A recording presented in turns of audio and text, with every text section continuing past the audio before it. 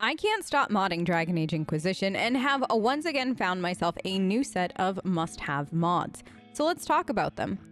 All of these are from Nexus Mods and will be linked in the description box. Also, these are all Frosty mods and only use the Frosty Mod Manager. The first mod I have for you is called Stay Still in CC. Literally, it just keeps your character from moving while you're in the character creator.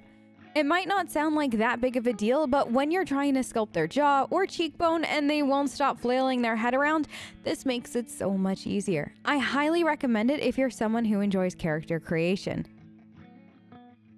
Ever question why your Inquisitor gets so angry after they finish fighting with that little grimace they do?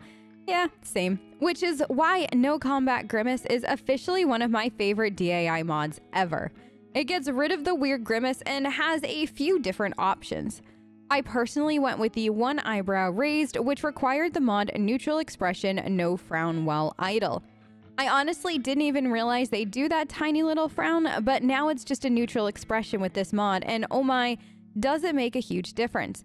Literally between these two mods, your Inquisitor goes from someone who frowns and grrrs at everything to someone who looks like they've got everything handled. A must-have in my book.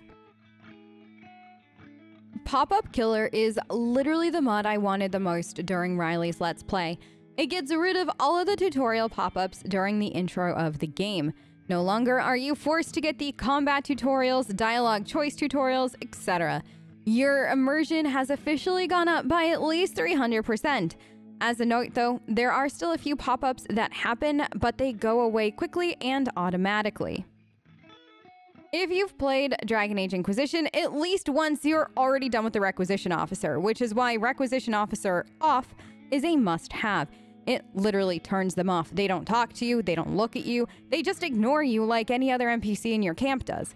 Finally, your companion dialogue will not be cut short because the Requisition Officer decided they needed you right this minute for another fetch quest. There are some other options with this mod, but I personally only went with the Requisition Officer off option.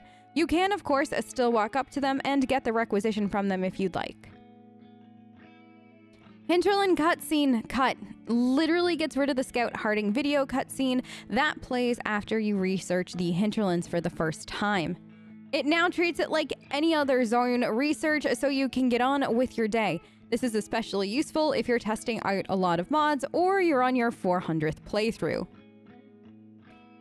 DAI Frosty Texture Glitch Fixes is a mod I didn't know I needed until recently, as I hadn't run into this problem before, but if you're getting texture glitches when using Frosty mods, this mod is 100% worth checking out.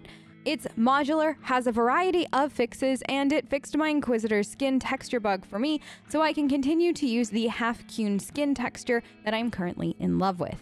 I saved this one for last because honestly, it's my favorite mod, possibly ever for DAI, and I've been modding this game since almost day one, so that's saying something. It's called Mixed Mage Builds, and I used the Stormblade option.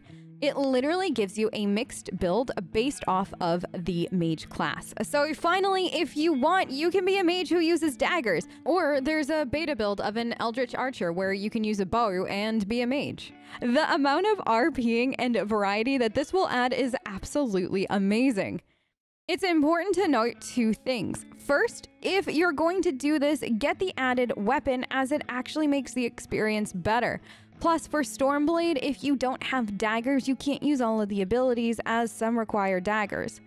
The other thing worth noting is I had my mage skill tree doubled for the specialization skill trees. So at first I thought it wasn't working, turns out I just had to keep scrolling through. So if you don't see the new abilities in the Necromancer tree, keep scrolling your skill trees and you'll eventually find it. Whether that's related to this mod or the use of the all ability trees for Inquisitor, I'm not sure, so you might not actually run into this issue.